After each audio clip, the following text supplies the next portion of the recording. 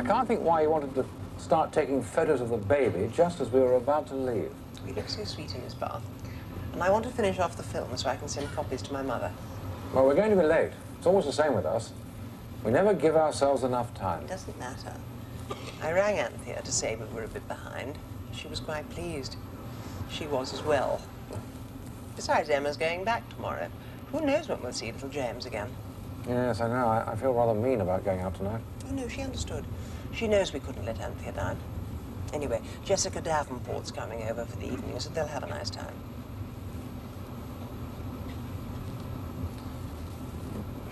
What does he do, this chap of Anthea's? Some sort of PR. He's very successful. He's got his own company. What's he like? Oh, darling, I met him for all of half a minute in reception when he came in to pick up Anthea the other day. He seemed very nice. Well, he's sort of... Well, he's big.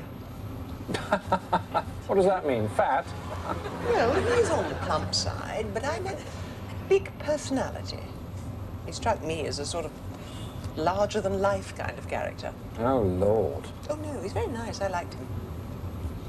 Hope it works out for Anthea this time. She seems very fond of him. She's probably clutching at straws. That's not very kind. Well, you know what I mean. She's desperate to find a man, isn't she? Before it's too late. I reckon she'd settle for anything. Well, you could be right. After all, when she thought you were available, she set her sights on you. And there I was, riding along, one foot in the stirrup, the other hooked round the horse's neck. And all the time, the saddle is slowly sliding around, until eventually I found myself sitting underneath the horse.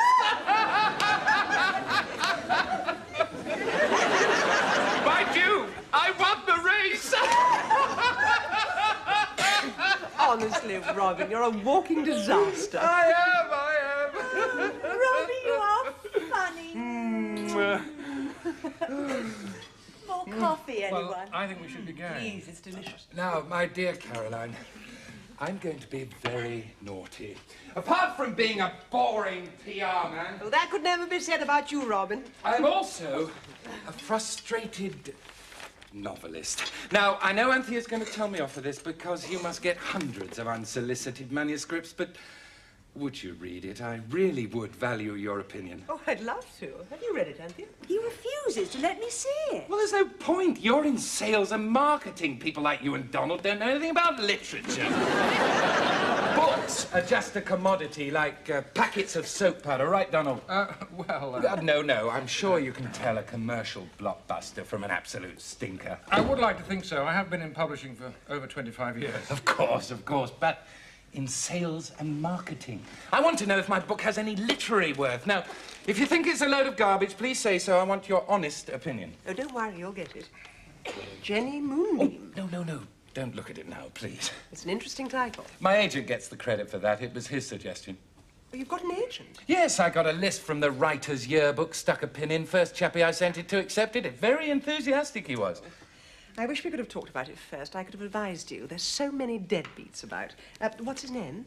Don't suppose you've heard of him. Leo Krantz. Leo Krantz. He's American. Oh, yes, I know Leo Krantz. He's one of the best. Probably the best. More coffee on its way. Did you know that Leo Krantz is Robin's agent? I didn't even know he had an agent. Honestly, Caroline, he's told me nothing at all about it. He's a real dark horse. Listen, I've been writing it for years. It's just a hobby. It's probably a load of old rubbish. Yes. As long as you enjoy it, that's the main thing. Caroline, we really must make a Leo move. Krantz is very choosy. He doesn't take just anything. I'm looking forward to reading it. I could be holding a potential bestseller. You never know. Anthea, we really must wend our way. Thank you for a lovely evening. Oh, so soon? Oh, but darling, it's only just gone 11. Sweetheart, we've all got to work in the morning and we've got a long drive home. And I expect little James will wake us at the crack of dawn as usual. He's our grandson. He's been staying with us for the past week. He's a little tyke. He wakes us up every morning, 6 o'clock, regular as clockwork. Oh, come on, Caroline. Now, don't tell me you're a grandmother. No way. 3 months. Amazing. I mean, Donald, yes, I can believe it. He looks positively ancient, but you, my dear Caroline, you look far too young. Talking of grandmothers, I must tell you of the time I went to a massage parlour in Bangkok. God, he was like a water spout. The only time he stopped talking was when he was drinking. All right, darling, you went on and on about it all the way home. Give it a rest. He was damn rude, actually. Going on like that about sales and marketing, what the hell does he know about it? Quite a lot, it would seem. Now, what's that supposed to mean? Oh, come on, darling, he's right. As far as your department is concerned, a good book is one that sells. Well, we are in publishing to make a profit. Absolutely, but as far as my department is concerned, a book that sells isn't necessarily a good book, i.e. good writing. Robin wants to know whether he's written a good book. That's why he wants my opinion. Well, I still think it was damn rude. If I wanted to sell packets of soap powder, I'd be working for Unilever.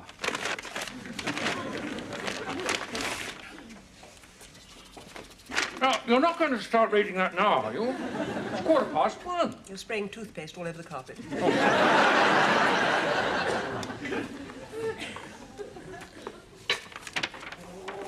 Anyway, you're not in bed yet. Caroline, heaven's sake, you'll wake the baby. And as for that story of his about the massage parlour in Bangkok, didn't believe a word of it. It doesn't matter whether it was true or not. It was funny. I think he's a jolly good storyteller. And as for winning a horse race upside down, load of eyewash. Oh, I liked him. I enjoyed the evening. And that laugh of his, dear, oh dear. Donald, the baby. Sorry.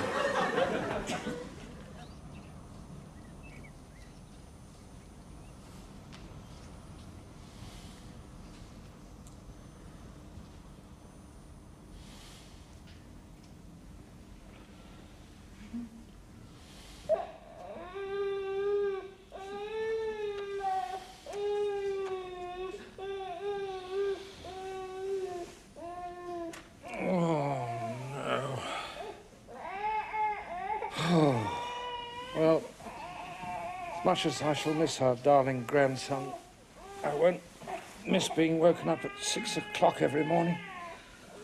Oh, he is a little monster.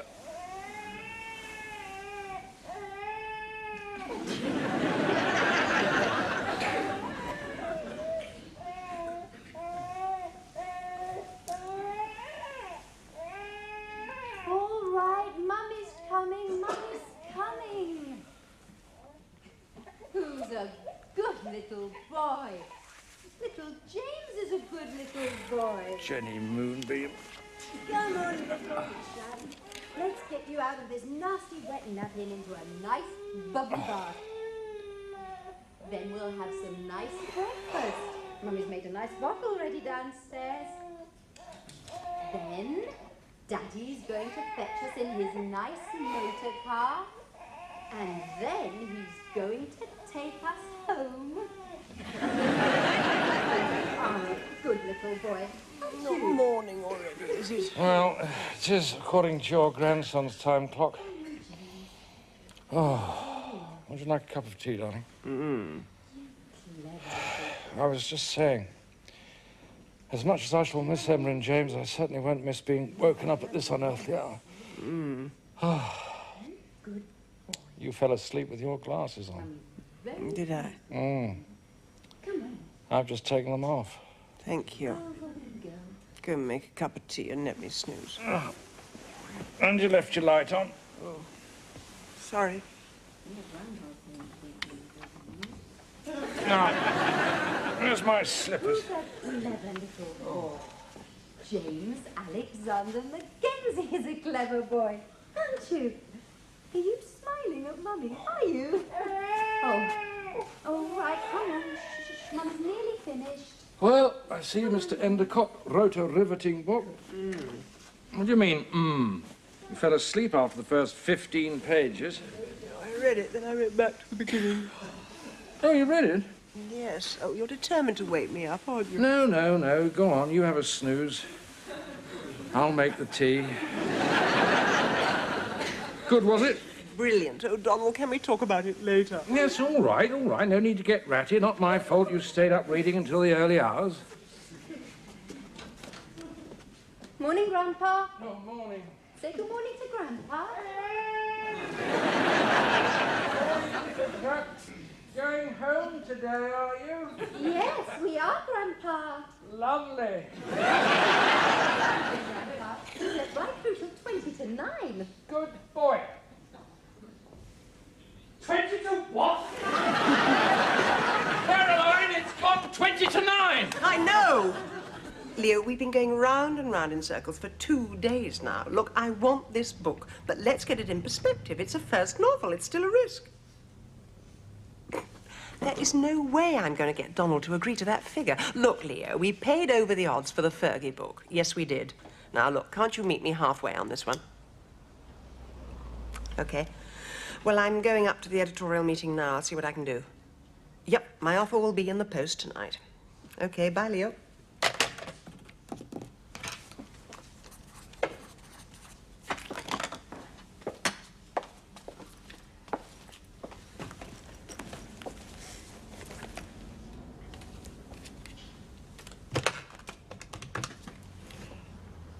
Oh, Anthea, it's Caroline. I'd like to have a little talk before the meeting. Can you pop in for a moment? Thank you. Bye.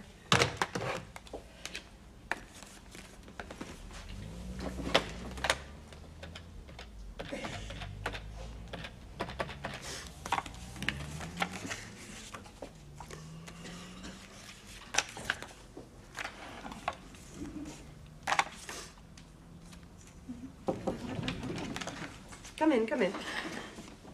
Oh, hello, Mummy, it's Caroline. Darling, I've got some wonderful photos of James. I'm going to put them in the post. Oh, lovely. Well, they'll be there for you when you get back on Friday. Look, Ma, I can't talk. I'm up to my ears. No, look, give my love to Auntie Margaret. Okay, bye. He's sweet. He's gorgeous. Listen, Anthea, I've been talking to Leo for the past couple of days about Robin's book. He's asking for 10,000. What? He won't budge. You know Leo, he's as tough as old boots. It's steep for a first novel. Well, he's playing it quite cleverly. It's on the high side, but it's not unreasonable, and he knows it's good. The point is, Donald likes the book, but I'm going to have a hell of a job persuading him to pay that sort of money, especially with the budget meeting coming up with Edgar on Friday. It is an amazing book, isn't it? I can't believe that it's my Robbie that's written it. Right. Well, will you say that at the meeting? You see, I want Jenny Moonbeam for Oasis, but I'm going to need all the support I can get. Well, I can hardly say too much. I've got a personal interest. Well, that doesn't matter. We're professionals. If you like the book, say so. You'll have all my support, I promise you. Right, we better get up now. Caroline Fielding. Yes, she is. Okay, thanks, Lucy. There's someone in reception to see you. Who? Oh, Lucy didn't say. Oh, it's probably that rep from Smith's. He always comes unannounced. Make my excuses, would you? I'll be up in a sec. Right. Well, we'll get Jerry to redo it. But it all costs money. You don't have to tell me, but there's no way my chaps can move that book with a cover like that. Right, now, Jenny Moonbeam by Robin Endicott. I think you've all had a chance to read the book, and I'm sure you'll agree that we should make every effort to secure the rights of this exciting new work. Depends how much it costs. Quite. Of course, and I've been negotiating with Leo Krantz for the past couple of days. I think I've secured a very good deal. If we pay £10,000, the book is ours. Now, I know it's a little over the odds for a first novel, but anything less, and he'll offer it to the other publishing houses, which means we'll lose it, because I have no doubt that if it becomes a Dutch auction, it'll go for a lot more than 10,000. Caroline, as much as I like the book, and I do like it, I haven't got that kind of money. Then you'll have to find it. I'm prepared to go to 6. Perhaps 7,000 at a pinch, but that's it. Look, I've got a budget meeting with Edgar the day after tomorrow, and I've got enough things to justify to him as it is. It's penny pinching, Donald. I know this book is a winner. Why let the other publishing houses have a sniff when we can grab it? Sorry, got held up. Oh, we're discussing Jenny Moonbeam by Robin Endicott. Leo Krantz is asking for 10,000. And I was saying it was too much. 7,000 is the most we should pay. Anything less than 10, and we lose it because he'll offer to the other houses. I think we should pay it. Can we have your thoughts, Anthea? Well, I agree with Donald. In fact, I think he's being rather generous.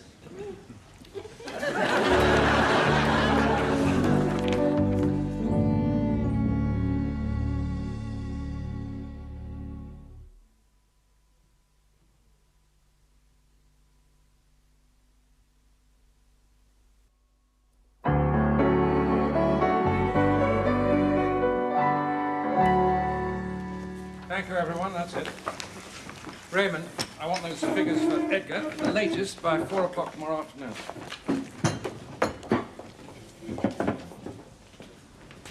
I was doing quite well till you joined us, Anthea. Yes, I'm sorry I was late, but I had a visit from Mrs. Endicott. The louse is married with 4 kids. Well, yes, that does explain it. And I thought she was being very professional, not allowing her personal involvement to affect her judgment. But she is allowing her personal involvement to affect her judgment. That's the whole point. She knows it's a brilliant book. Well, I never liked him. There you are, you see, you're just as bad. Who cares whether you like him or not? It's the book that matters. Yes, all right, all right. I'm going to tell Edgar at the meeting. I'm going to make sure he knows we could have had Jenny Moonbeam for Oasis. Fine. Come on, let's get out of here. I've had enough of this place for one day. Not till I finish this. It's got to be in the post tonight. It's my offer to Leo Krantz for £6,000. Well, why are you doing it? Because my secretary's gone home. Well, can't you do it in the morning? It has to be in by the morning. Well, I can't see the point, as you're so certain he's not going to accept it. You never know. Miracles sometimes happen. Besides, I want it on record so that when the book's a bestseller, I can wave this letter under your nose. And Edgar's.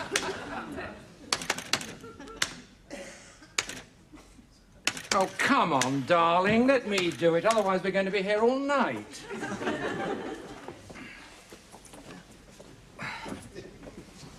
Oh, thank you.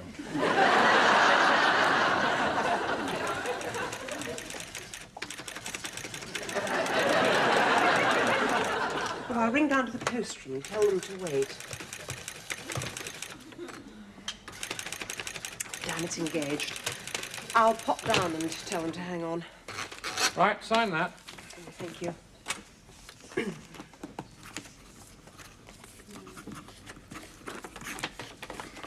Oh, and when you've done that, will you send those photos to my mother? Yes, Miss Fielding. I'm delighted to report we've retained Shirley Lee Sheffield's services with a new 3-book deal. At no little cost, it would seem. I think you'll find it's a very shrewd investment. Carry on. Oh, that just about concludes my report. Oh, no, one last thing. We've made an offer on a wonderful book, Jenny Moonbeam. Author? Robin Endicott, a brilliant new writer. How much? 6,000. I don't think we'll get it, but such is my belief in Jenny Moonbeam that I would like to place on record that I think we should have offered more than this. Much more. Yes, a lot more. A great deal more. Well, time will tell. Thank you, Caroline. Don, I know it's getting late, but there are a couple of things in last month's figures I'd like to go over with you. Yes, yes, of course. Would you excuse me for a moment, Edgar? Sure. He's left for the weekend. Well, is there any way I can get in touch with him?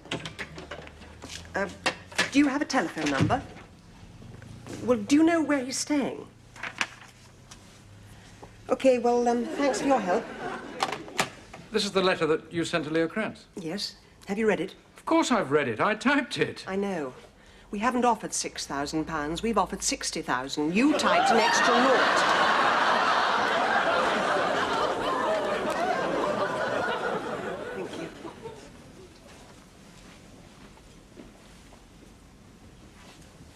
Oh, dear, dear.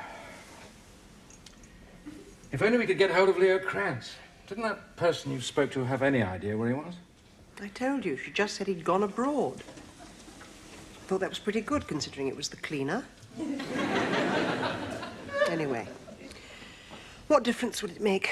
He's going to decide which offer to accept this weekend, and we all know which one it's going to be. Surely he'll realize it's a mistake. Well, perhaps we could pay for it. Take out a second mortgage.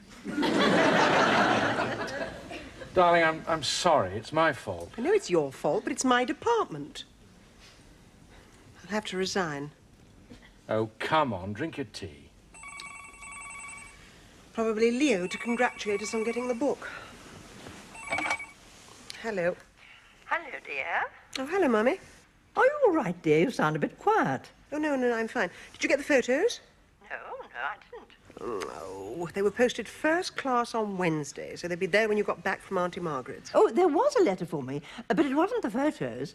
It was a letter to a Mr. Crank or somebody, offering a huge sum of money for a book. Hang on a moment, Mummy. Donald, you wonderful, inefficient old twit. You put the wrong letters in the wrong envelopes. Mummy got Leo Kranz's letter, so he'll have got the photos of Jane. I'm going to open a bottle of champagne. At this time in the morning? Perfect time. Mummy, listen, would you do something for me? A great, great favour. I want you to tear up that letter and throw it in the bin. I can't. I sent it immediately to the right address.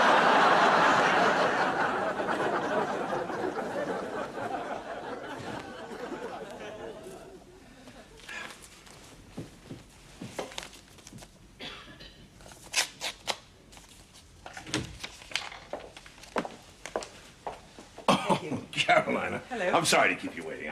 I literally just got off the plane from New York. Flew out Friday, back in this morning. Here. Thank you. Can I get you something? Tea, coffee? No, thanks. I've had plenty. So how you been, huh? Have a good weekend? I've had better. Leo, I want to talk to you about Jenny Moonbeam. I thought you might. Leo... It's too late, Caroline. You know the terms? Largest offer gets the book. That was the deal.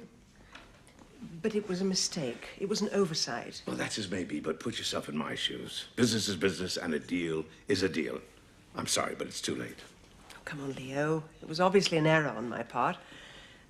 Can't you help me out on this one? Caroline, as much as I love you, the answer has to be no. A deal is a deal. McFarland's has come up with the highest offer, so the book is theirs. And I never go back on my word. I'm sorry, Caroline. Oh, your snapshots. Beautiful boy, by the way, and does his Donald look well, huh? I would have sent him on to your mother, but I didn't have her address. Oh, she forwarded my letter to you. Didn't you get it? No, as I said, I just stepped off the plane.